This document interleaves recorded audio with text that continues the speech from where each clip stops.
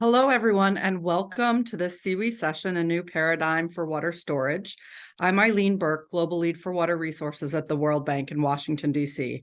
And I'm really happy today to be chairing this session, which is sponsored on behalf of the International Water Management Institute, IWMI, the Nature Conservancy, TNC, and WWF. Today, we'll be talking about a growing water storage gap.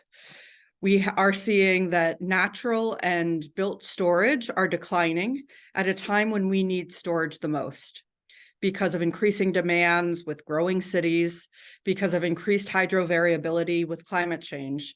We need more water storage to be able to manage floods, droughts, and more intense rainfalls. Because of this, we at the World Bank and many others have been looking at what it will take, what it will mean to be able to adapt and mitigate climate change in a changing world and the implications for water resources management, including water storage. So today we'll be hearing from members of the 4 organizations sponsoring the session about this emerging water storage gap and how we can help governments, small farm holders, and average citizens to meet the water storage gap. So we'll go through a session. It's going to be highly interactive today. We have 4 presentations, but in addition, we have a number of survey questions for you. I'll take you through the survey questions in a second, but in addition to this survey, we're going to have an active chat feature. So if you have questions or comments, please feel free to put them in the chat at any time. We also have saved some time at the end to be able to answer some of your questions. So please do feel free to use the chat within Zoom. And with that, I'll ask Erica to put up the information for Poll Everywhere. So if you can use this QR code that's now being projected to access Poll Everywhere. If you haven't used Poll Everywhere, it's a website in which you can respond to a survey question. So either use your camera to use this QR code or go to pollev.com /watergpw990. And Erica has also put it in the chat if you'd like to use that link. So we'll give everyone just a second to get to Poll EV. And then once you get there, we'd like you to answer what's the first thing that comes to mind when you hear water storage. So we'll give everyone a second, and we will then take a look at, and Erica will switch over to, Erica, if you could switch over to the results now as people are getting in. We'll see what everybody thinks of when they first hear water storage. We have tanks, dams, reservoirs. Reservoirs even more. Reservoirs is growing. Nature, groundwater, security. I have a feeling that was water security.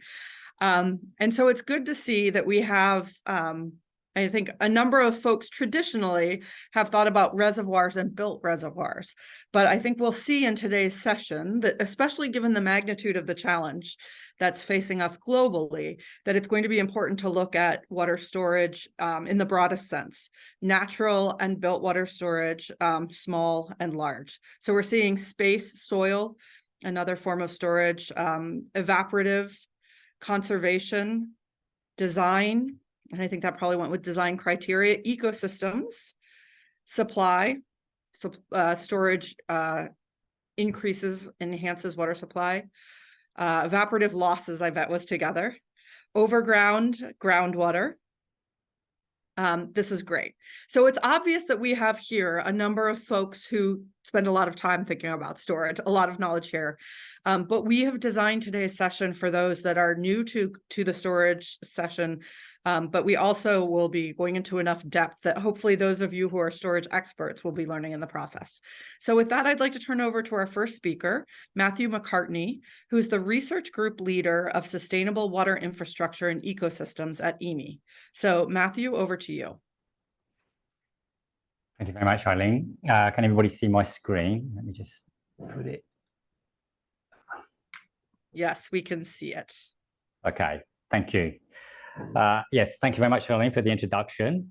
I'm from the International Water Management Institute, and I've been asked just to give a bit of a scene setter for this session, so to discuss why we need to think about integrated water storage.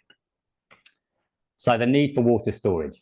I think we all understand that it's an inability to manage rainfall variability, which is a key factor in food insecurity and poverty in many places in the world. And often it's not necessarily the lack of water, but it's this variability between not having enough sometimes and having too much at others, which is this major driver of food insecurity and poverty. Also, the inability to manage variability adversely affects many national economies. And the graph on the right, which probably many of you have seen before, shows how agricultural GDP in Ethiopia is impacted by rainfall. And the fact that there's not enough storage, so that rainfall variation from year to year is reflected directly in GDP growth. And that sort of graph is replicated in many other places. So we need water storage to both enhance water availability and to mitigate flooding. And they're perhaps the two main criteria or reasons for storage, along with regulating flows. And climate change means that storage will be increasingly important in the future. So we know that the extremes and the variability is likely to increase or will increase. And that to adapt to that change in variability, we're going to need more storage. So the challenge. Historically, there's been very little systematic planning of water storage. That's particularly the case with small-scale storage. We know that small ponds and tanks are often built in a fairly ad hoc fashion, with very little consideration of the cumulative impact of that storage. But even large-scale storage, such as big dams and reservoirs, often are planned at a project level, with little consideration of how they fit within a basin and what the implications are on other storage and other schemes within a basin. In the past, construction of storage infrastructure, particularly large-scale storage infrastructure, so large dams, has often resulted in environmental degradation. That's not just in the area that's inundated by the reservoir, but also downstream where flows are greatly modified. And that has had big consequences for many, globally, for many millions of people, and changes in ecosystem services arising from changes in river flow have basically contributed extra challenges and development barriers for those people. We also know that huge investment is needed in water storage in the future. This is a lot of research has shown that without increased investment, we're going to really struggle. And we're talking trillions of dollars to be invested in water storage and particularly large-scale storage in the future. But that storage must be much better performing and must be much more cost-effective and more resilient if those investments are to actually be worthwhile. And we also need to think about the contribution, as Aline said, of natural infrastructure. And we now recognize that there are many forms of storage, and that natural infrastructure and natural storage has a big role to play. And we particularly need to understand how we can build that natural infrastructure into hybrid solutions. So building on the complementarities between different types of water storage within the basin. So this is how we conceptualize water storage. We see it as part of a bigger set of options to manage water with resources. So it's just one element to that. And of course, there's many things that can be done around demand management and other management strategies to try and mitigate and adapt to water variability. But then water storage itself, there's many different types and many different options. And each of those types has its own pros and cons. The suitability is different in different places. We know that, of course, that the water that's stored, the length of time it's stored, just as an example, is very different between soil moisture, which may be just for a few days, to glaciers and to large reservoirs, which may be up to a couple of years, and then glaciers and snowpack, which can actually be for many thousands of years, and groundwater, which also can be many thousands of years. So these considerations need to be taken into account when planning and managing storage within a basin. Research has also shown that water storage is declining. This is some work that IWMI did recently, looking at how water storage has changed over the last 50 odd years, showing quite big declines in glaciers as a consequence of climate change, showing depletion of groundwater due to overpumping of aquifers across South Asia and many other places. And then, I mean, there's obviously been an increase in the water storage within large reservoirs, but even large reservoirs, there has been a decline in recent years as a consequence of sedimentation. And then wetlands and other storages have been lost, natural storages have been lost due to environmental degradation. And that loss of storage decreases our capability to manage hydroclimatic variability at river basin and region scales. So we know that at a time when we need more water storage, actually it's declining. And this is, as Elaine said, is leading to what we call a water storage gap. And we define that gap as being the difference between the amount of water storage which is needed and the amount of storage that exists at any given time and place. And we also recognize that that storage gap is increasing and in the future will be larger than it is presently. But as a conceptualization, this is quite a nice idea, and talking about water storage gaps is conceptually pretty simple to understand, but actually quantifying this gap, both what the amount of storage that we have at present, but also what we need and what we're going to need in the future is much more difficult.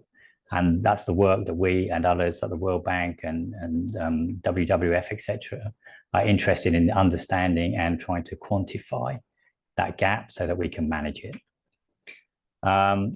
So it's time to rethink what we know about water storage, to rethink water storage planning. So past planning, as I said, is focused primarily on large-scale water storage, but it's been very little systematic planning and very little integrated planning of other options.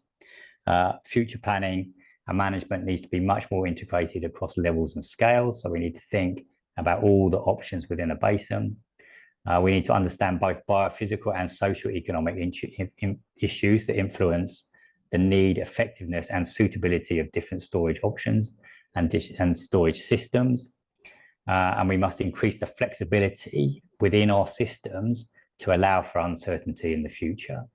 And these systems need to build on the complementarities of different storage types, as I've said before.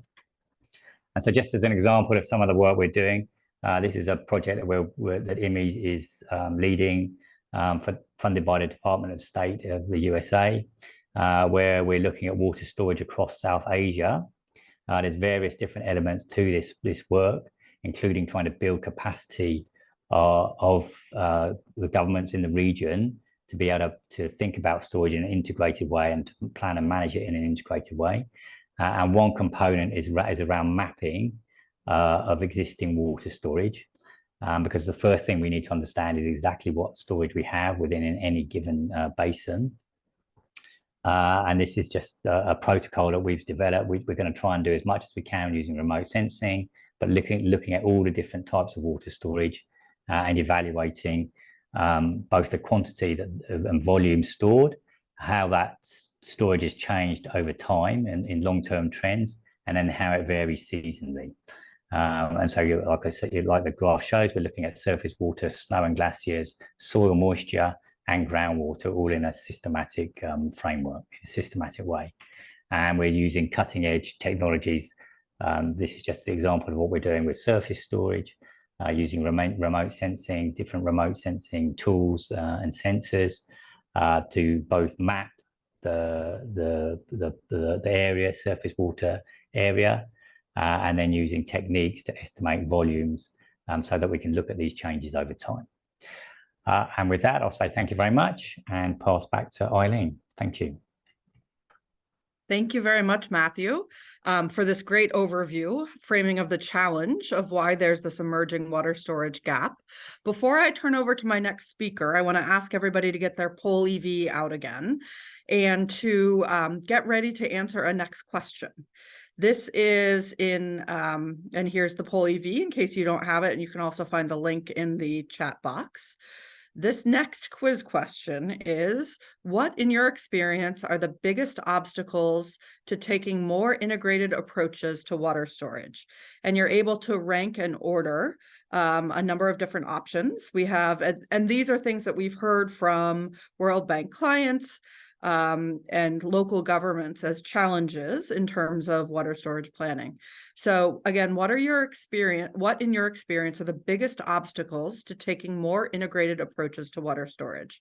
And the different possibilities are information and data, lack of awareness and leadership, lack of financial resources, government silos and lack of coordination, and institutional and technical capacity. And I don't know if it's possible to scroll down and change the format a little bit, Erica, so that we can see all of the responses at the same time. Sure, let me see. 1 second, please. Thanks. So we see, and it's hard for me to tell from here, but it looks like, yes. So if you can, lack of awareness and leadership are number 1, and institutional and technical capacity are number 3.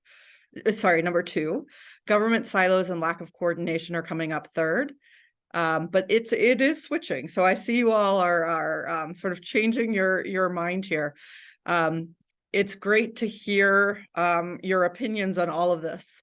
And if we do this again, I think we're going to ask for an additional question in terms of what is everybody's experience with water storage, because it would be really interesting to see, based on our, the ways in which we all interface with water storage and are working on water resources management involving storage, if that changes our perspective on this ranking. So with that, I'm going to turn over to our second speaker, and recognizing the challenges with water storage that were outlined by Matthew in the Mind the Gap report and other IWMI reports that Matthew had worked on, we at the World Bank wanted to come up with some resources that our teams and clients could use in figuring out how to approach this water storage gap, how to close it. And the World Bank came out with a publication in February, What the Future Has in Store, a new paradigm for water storage. And we're lucky to have 2 of the co-authors here today who will tell you more about the approaches in that report. The first is Jacqueline Trant, who's a senior water resources management specialist at the World Bank. We also have Kimberly Lyon, who's a dam specialist at the World Bank. So Jacqueline and Kim, over to you. Thanks, Eileen. Good to see everyone online today, and thanks very much to Matthew for the excellent introduction and scene setting for this call to action on improving the way we do storage. So as Eileen said, at the World Bank, we recently released What the Future Has in Store, a new paradigm for water storage under Eileen's leadership. So this report provides a new planning framework to help countries and regions begin to solve their water sector challenges in a more integrated way. The new planning framework in the report can help us move from storage volumes to storage outcomes, from exclusively built storage approaches to working through hybrid and natural solutions, as well as working at a systems level across institutions to get the most from our water. At the bank, through our analysis, we looked at a number of different specific situations and cases across countries that we work with around the world, moving from Sri Lanka, where they use water tanks to provide water for rice paddies and municipal supply, to Rwanda, where the bank supports soil moisture conservation to improve crop productivity, to Zambia and Zimbabwe, where the bank is supporting rehabilitation of Kariba Dam to improve the safety and continued operation of this important facility, to Somalia, where we're supporting improvement of sand dams to recharge the aquifer more effectively, and across a number of other countries. Here, across our portfolio and across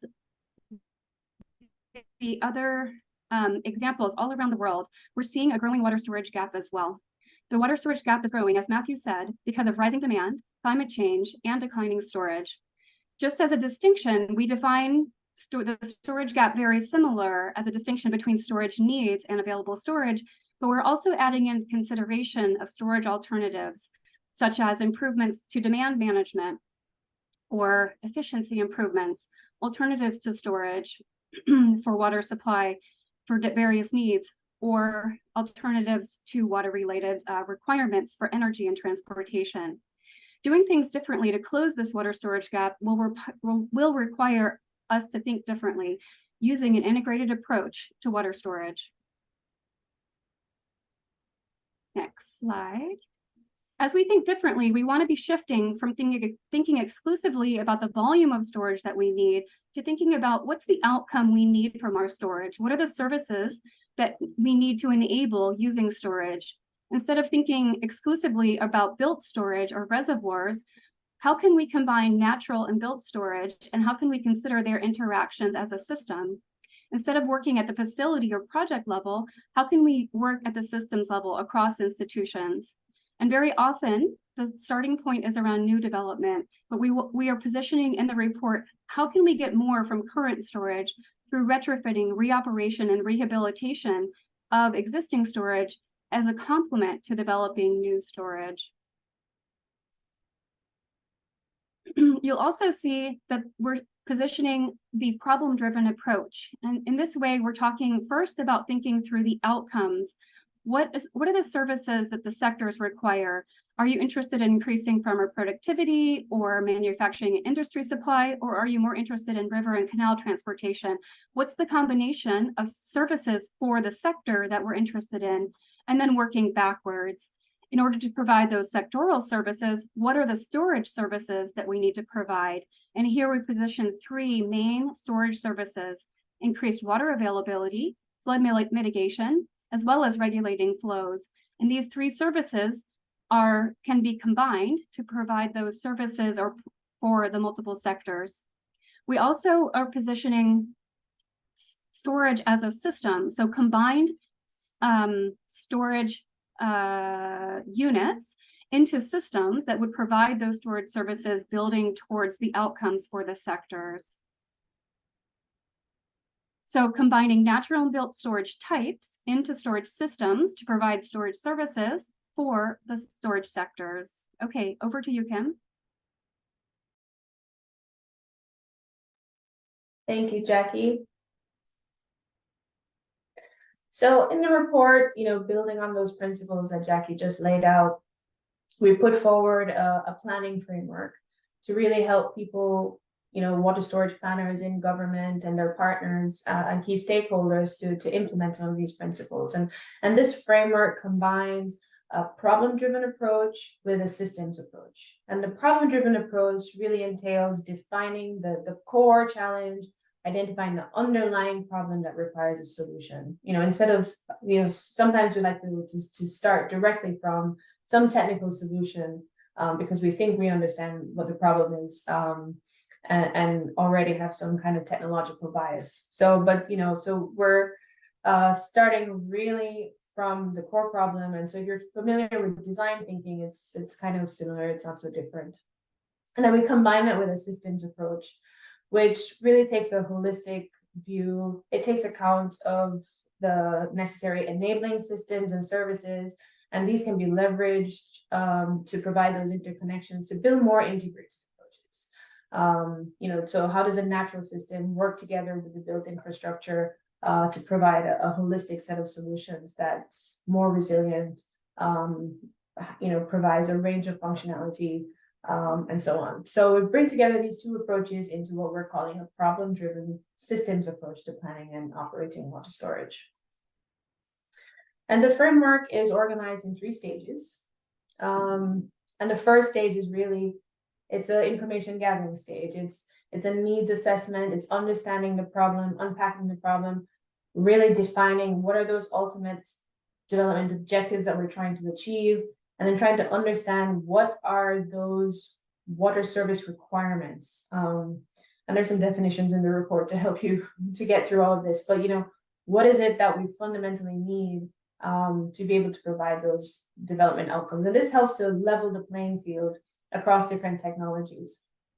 And then the second phase is really building a picture of the system and taking stock, building out some of those models, understanding what information we have, don't have, trying to fill some of those gaps, and then to begin that early identification process of what those additional options might be. And then the third phase is really putting everything together in, in the analytical phase.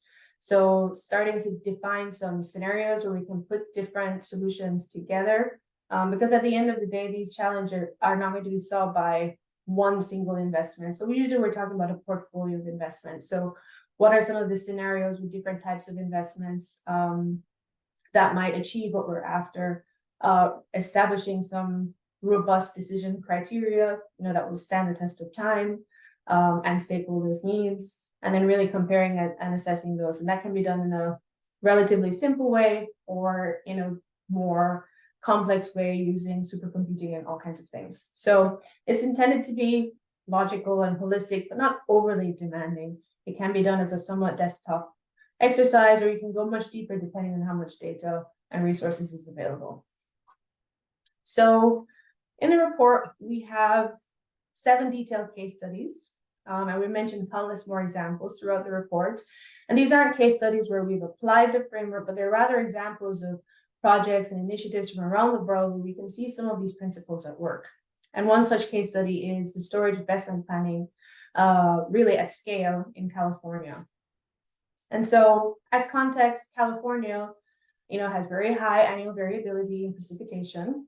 A lot of it stems from the role of a quite small number of storms that makes up a huge portion of the state's water budget. Surface water swings between roughly 100 million to 300 million acre feet per year on average. And so to cope with this variability, especially for protection against floods and to move water from, to cities and farms, are quite a very separate systems of dams, reservoirs, conveyance facilities have all been built up over the decades by the federal, state, and local governments to address these needs. So, but now California is really facing a drier, hotter climate future, and they have developed a new strategy to ensure that it has the water that it needs for generations to come.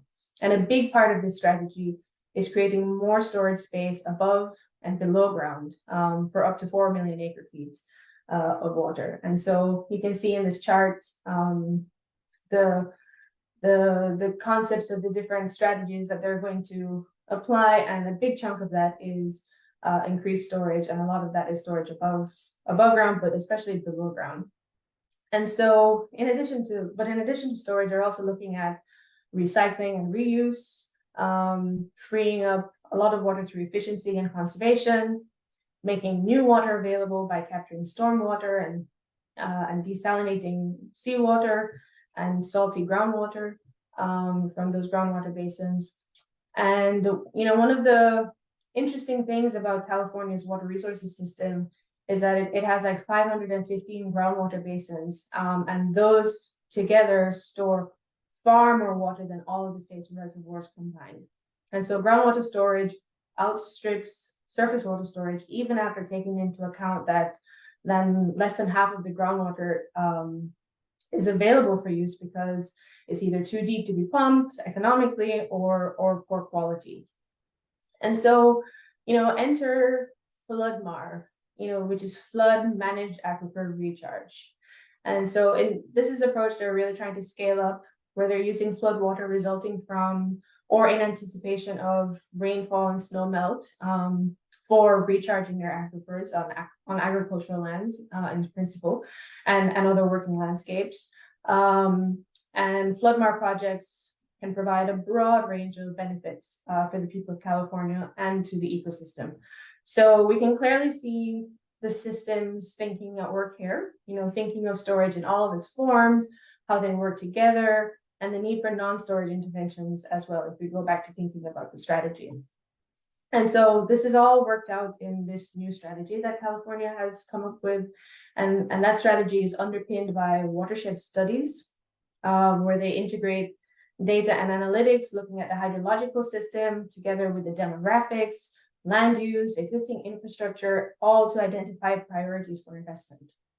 So looking at this new strategy in California and the way that they are approaching their next generation of storage investments really shows us the immense potential for increasing resilience by taking this, system perspective and really looking at the built and the natural working together, the surface and the underground working together, you know, and then gives us a vision of what's possible elsewhere. So that's really where we're going to stop today. You can take a look at the report. You can scan this QR code to download it. We also have a policy summary that's available in a few other languages. And that's it from our side. Back to you, Eileen. Great. Thanks, Jackie and Kim, for this wonderful overview of the report.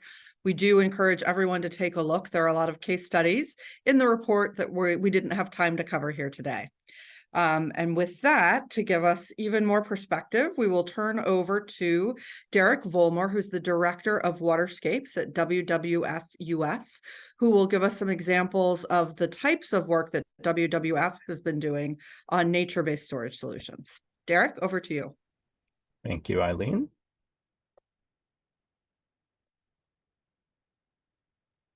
And I'm going to jump right in. Promise Eileen did not put me up to this, but I wanted to actually frame my talk by starting with a few takeaways from the World Bank report.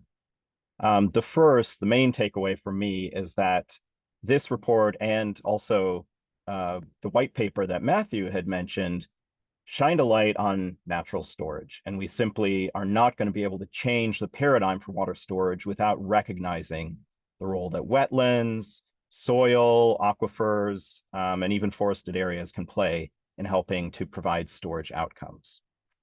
The second important takeaway is that when we're talking about storage, it's not just about water supply. Storage is increasingly going to be needed to help reduce flood impacts and regulate flows, because again, variability is a natural part of water systems. And in some places, the variability from season to season is an important part of maintaining wildlife. And finally, if this hasn't been clear, I will help to hammer it home that we need to be managing storage as a system. And I would add to that for a range of benefits. And this is one of the areas where natural water storage becomes really important, because it is not only providing storage outcomes, the better that we can manage and restore nature, the more outcomes we can provide to biodiversity, recreation, and other human benefits that go beyond just water supply and management. I do also want to share a few takeaways from a report that my colleagues produced last year. Now, this focuses on groundwater management for agriculture, but of course, groundwater is one of the major sources of natural storage, and agriculture, one of the major demands of water supply. So the first one here is that we need to measure and manage, and this is clear for all forms of water storage, but I would say it's especially important, again, when talking about natural water storage. So it's pretty easy to measure what's going in and out of a reservoir or a tank. We can do a lot better in measuring aquifer levels, even wetland extent. And so easy to do, little cost, but we have to be doing it if we're going to manage them properly. The second point is that we need to be better about setting sustainable limits on our water supplies. So that may require establishing caps on consumption, and it has to be informed by things such as the aquifer levels, as well as ecosystem needs. So in any given river basin, for example, there's a certain level of flows at different times of year that wildlife and fisheries will need. We need to be setting limits based on that, not based simply on the volume of water that's flowing through a system. Next is that we've got to really be investing more in recharging and replenishing the stores that we have. And so there are opportunities to think about aquifers, for example, as savings accounts. So in times of plenty, let's lean more into managed aquifer recharge and put away some water savings for leaner years. And then lastly, and Jackie had mentioned this already, that demand management is going to have to be part of the storage solution. So reducing demand and maintaining that balance is going to be one of the ways that we can change the storage paradigm. The way that colleagues who work in energy will say, the cheapest form of energy is the energy that we don't have to produce. The same can be said for storage, that our cheapest and best option may be to reduce demand for some forms of storage in the future. So what does this look like in practice to really implement forms of natural storage as part of a storage system? one example that we're just kicking off is called Recharge Pakistan. This is a large-scale collaboration with the government of Pakistan that's focused on integrated flood risk management, but it's actually the largest investment in ecosystem-based adaptation and green infrastructure, all meant to complement the gray infrastructure. As many of you may recall, just last year, Pakistan was hit by catastrophic flooding, one of the worst humanitarian crises that the country has faced in the recent past. And it was clear that the gray infrastructure was not up to task to deal with massive flood events. And so together with all the donors and partners you see at the bottom of the screen there, we've developed this ambitious 7-year project that really focuses on restoring forests and wetlands, rehabilitating natural hydrology and flow paths through dredging to start moving water where it wants to go, and not trying to constrain it and having it go places where we don't, such as communities and farmland. And finally, to develop smaller recharge basins as part of an integrated system, so a more distributed form of water storage during floods that can also recharge during the drier season. So the goals, we've got 3 here. The first is really to demonstrate the effectiveness of ecosystem-based adaptation and green infrastructure. And I would argue that we have to be doing it at this kind of scale, that we have to move beyond small pilot projects now. We've got to be thinking nationally. And here we really benefit from having the Ministry of Climate Change as a strong national partner who is taking advice on board and really looking to this to replicate it elsewhere within the country. But just as important is creating that enabling environment. And I believe that came up in one of the polls, that we have to look at sort of the lack of awareness and confront that head on and deal with institutional capacity constraints. So we need to be looking at, well, what needs to change in terms of policy and otherwise to make sure that we can actually implement these ecosystem-based adaptation solutions and change the storage situation. And finally, we have to make sure that our interventions are enhancing community resilience. And in this case, we have to look not just at what we're doing with our ecosystem-based adaptation solutions, but also what are immediate community needs and also opportunities. So looking at water demand management in the dry season for farmers, installing storage tanks at the community level so that they have some accessible sources of water as well. And finally, we're taking a systems approach. And so this has required extensive consultation at not just the national level, but provincial on down to the local level as well. That's important to create buy-in to this approach and to ensure them that this distributed approach, relying on nature-based solutions, can work and also is informed by their lifestyles and their forms of livelihood. I mentioned the leadership of the Ministry of Climate Change. I would say that has actually been an asset. Sometimes it takes an actor outside of the conventional water storage and hydraulic engineering community to push us to change the paradigm on storage. And so I think that's been helpful to really push for this future-oriented and systemic approach to water management.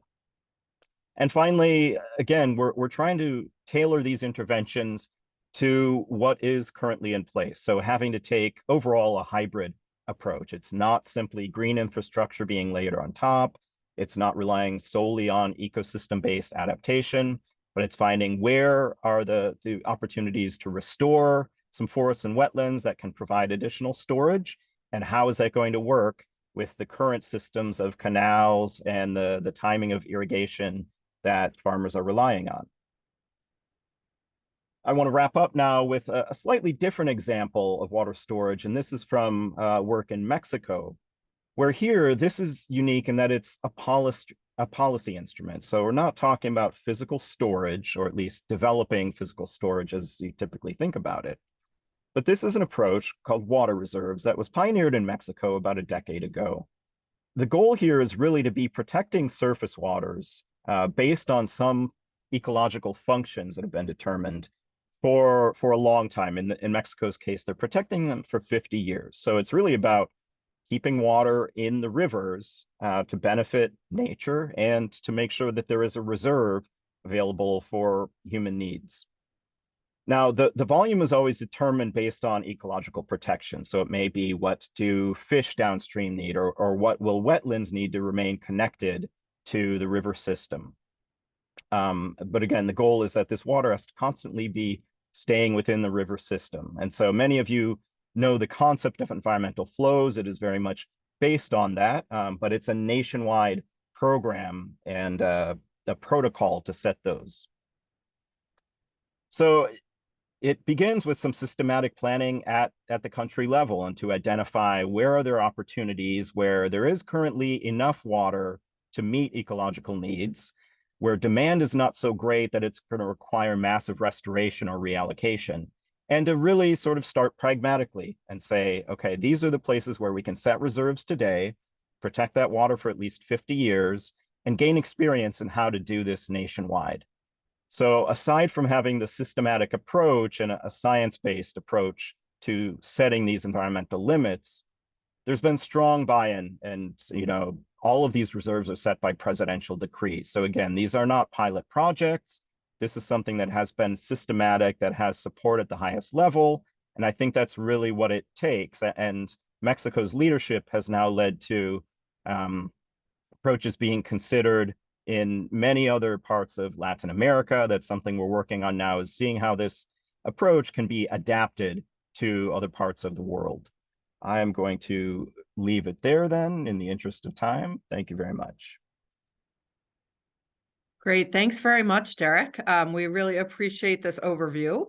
And since it is apparent that we have a number of storage experts online, both from your answers to the poll questions, but also based on the good discussion that's ongoing in the chat box, we're going to have a bit of a networking session now. We're going to use Poll Everywhere again. So if you're new to the session, please use the Poll Everywhere link that's in the chat, or you can use this QR code here.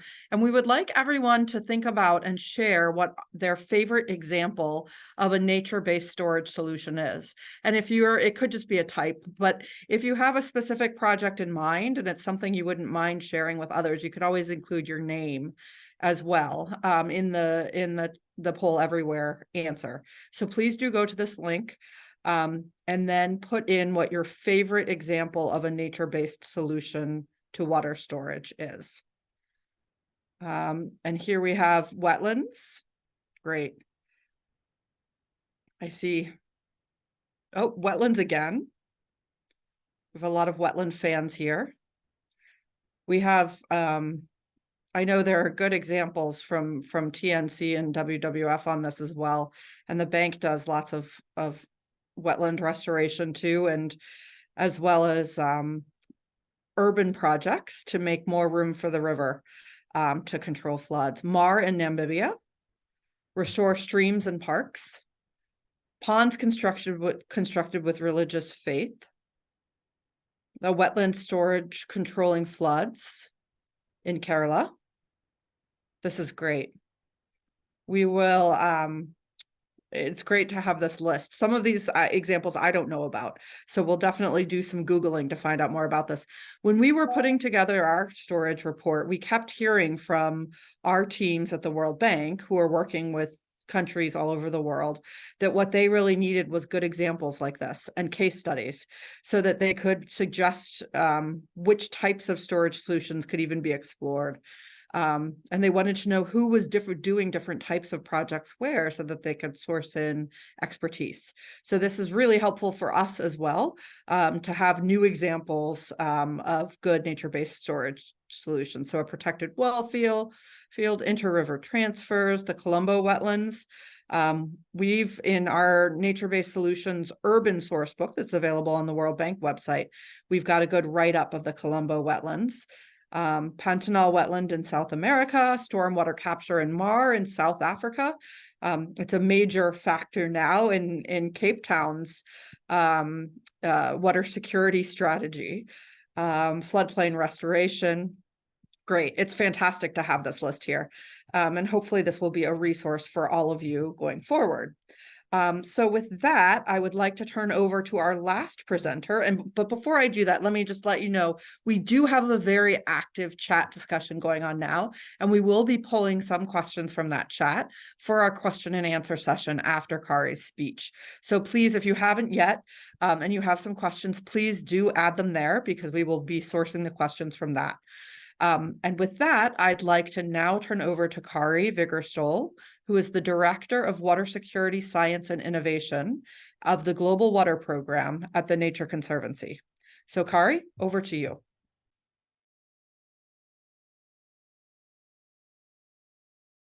It looks like Derek's getting a second shot. Here comes Kari. Thank you, Eileen. And let me share my screen. It looks like things are a little slow on my end, so I'm hoping this will all work okay.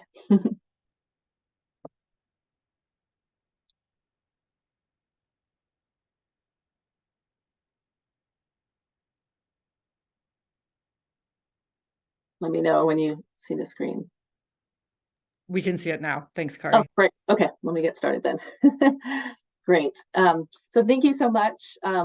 As mentioned in the title, my presentation will focus on the role of nature in water storage, building on the foundation of what is offered in the World Bank report, which you've heard a little bit about today, and what Derek provided and shared with us today from the perspective of what WWF is doing.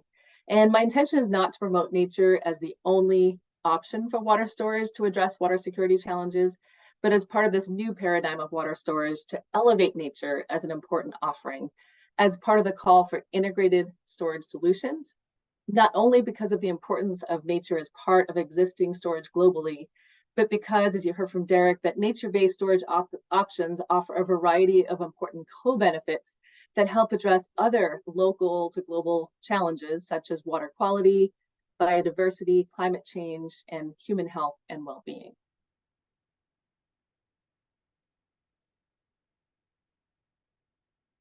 So you saw this chart from Matthew, and he was in the team that developed it, but just wanted to point back to this to look really specifically at sort of the natural storage that is in existence and the changes. So you may have read in the World Bank report that 99% of storage across the globe is found in nature, but also that the supply of natural water storage has declined by around 27 trillion cubic meters. So now much of this is due to the melting ice sheets and glaciers, driven in part by increasing temperatures, which we're trying to limit with climate change mitigation. But the other natural systems, such as groundwater, lakes, and wetlands, make up the rest of this loss. And for these types of natural storage, how we manage our landscapes can have a huge impact on the storage volume and the quality of water available in those systems. Like all storage options, nature-based solutions are not somehow creating water. We are just changing the timing and location of water in the system. And we can do this through activities that protect, restore, or manage soil and vegetation structure and the natural topography, such as dedicated protected areas, restoration and reconnection of floodplains and wetlands, and through improved practices on working lands, such as agriculture or ranch lands. Another point I'd like to make here is the importance of our landscapes in supporting the sustainable functioning of built storage. For example, vegetation and features such as wetlands in the watershed upstream of a reservoir can both reduce erosion and help filter out sediment running across the landscape, which can often threaten to shorten the lifespan of a reservoir or reduce the storage capacity over time. So I'm going to offer a few examples of what this looks like on the ground. This first example is one focused on restoration of natural vegetation in an effort to limit water losses and maintain water stored and flowing in the natural water supply system. So in 2018, you might know that Cape Town in South Africa faced a water crisis with talk of a day zero looming for the city. After significant restrictions for municipal water users would be put into place, including water supply shutoffs. So several factors contribute to this water scarcity, including impacts of climate change and increases in demand. But one of the culprits are invasive trees that cover 2/3 of the catchment that offer the supply for the city and suck water out of that natural storage via evapotranspiration.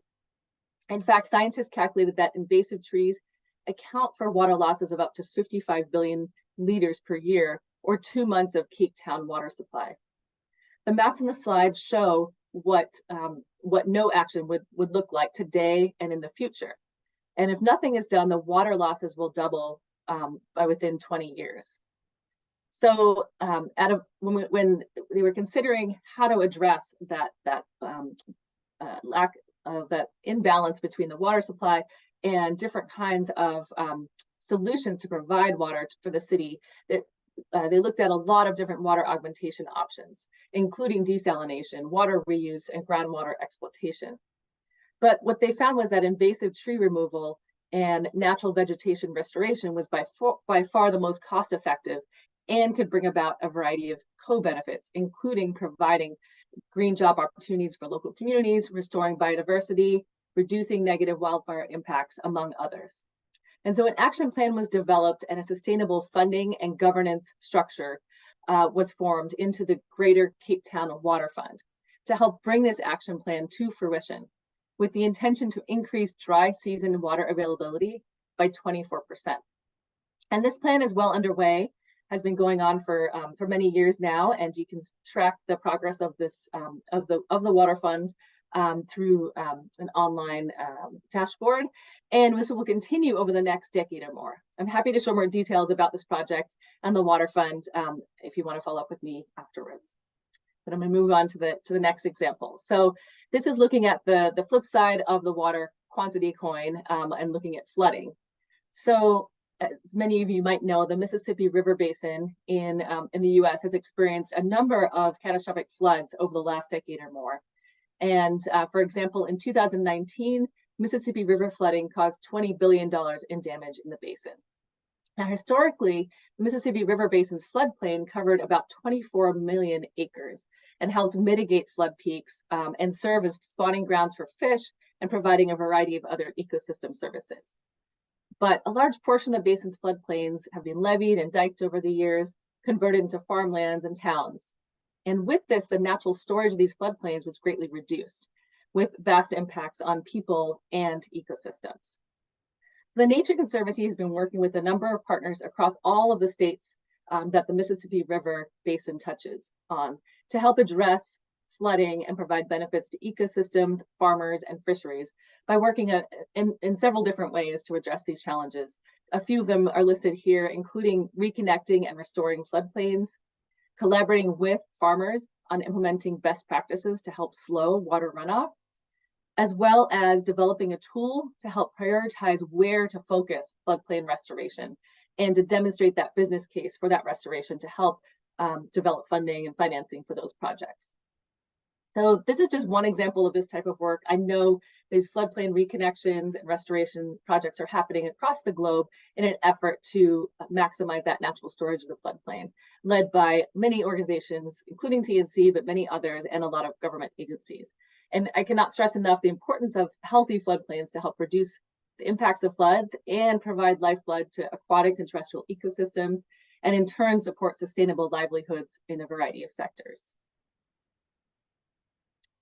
Next, I'm going to share really briefly about a report that my colleagues from Brazil developed and published earlier this year called the Invisible Reservoir. And this report focuses on a number of biophysical and economic modeling that was done on looking at nature-based solutions in the Cantareira system, which serves the city of Sao Paulo.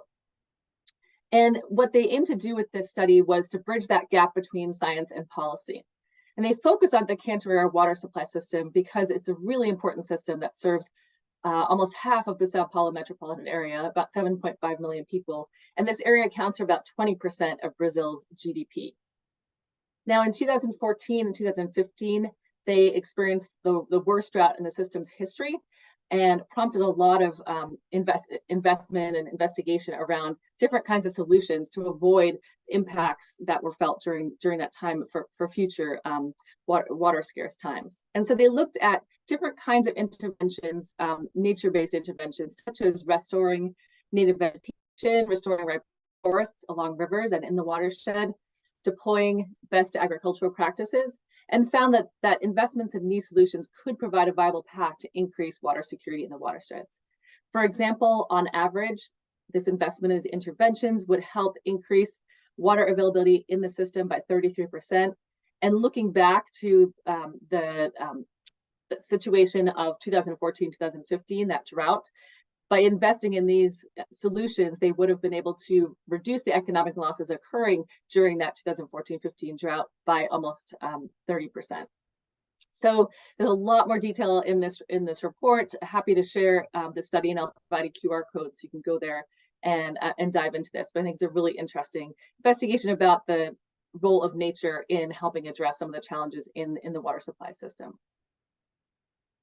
And finally, I'll finish up by providing a preview of a report that my team is producing that should be ready in the next couple of months, looking at nature-based solutions for adaptation to flood and drought risks. We're really trying to take a deep dive on the role of specific nature-based solutions that can help communities adapt to these increasing risks of flood and drought. We did a landscape assessment of what's already out there, and there is a lot of work already out there, but it felt like it was sort of at this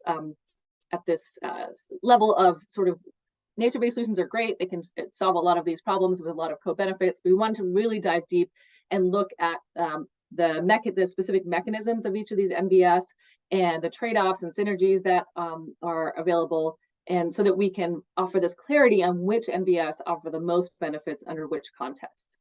This includes identification of hotspots of risk and opportunities, and we have a set of robust case studies that demonstrate the realities of the challenges and opportunities when applying nature-based solutions for adaptation for flood and drought risks. So thank you so much. It's a pleasure to be here today and join this conversation. As I mentioned, here's a QR code for the Invisible Reservoir Report if you want to learn more about that. But also feel free to email me directly for follow-up on any of these projects or the kind of work that TNC does around nature-based storage. Fantastic. Thanks so much, Kari. And I have to say, I met the Invisible Reservoir team. I was lucky enough to meet them in New York when they were launching their report. And it's a fantastic report. I encourage everyone to use it. And I think it's a methodology we'll be sharing and have shared with many of our teams. We had a quick question, and I'll just point out resources. We had a quick question about what resources are available to help control sediment. Because one of the drivers of the water storage gap is that we're losing capacity in existing reservoirs because of sedimentation. The World Bank Energy Team actually had a large global study on just this, and there's a whole realm of resources available, including a modeling tool. And there's a network of experts that's been developed called HydroSedinet that's available to you, where you can post questions about sediment management and get more resources. So please do look at that. And I just have one question that I'd like to ask, and maybe we'll get one or two very quick short responses because we're almost out of time. Kristen Powell asks, many of these investments in nature-based solutions appear to have been committed in response to extreme events with substantial social and economic consequences. Nothing unites like a crisis, right? What approaches can be used to motivate investments to prevent events before these losses occur? Does anyone have any quick reactions to that? Any of our speakers? Kari? Sure. I think, yeah, it's true. I think crisis often does motivate to increase investment in these kinds of solutions.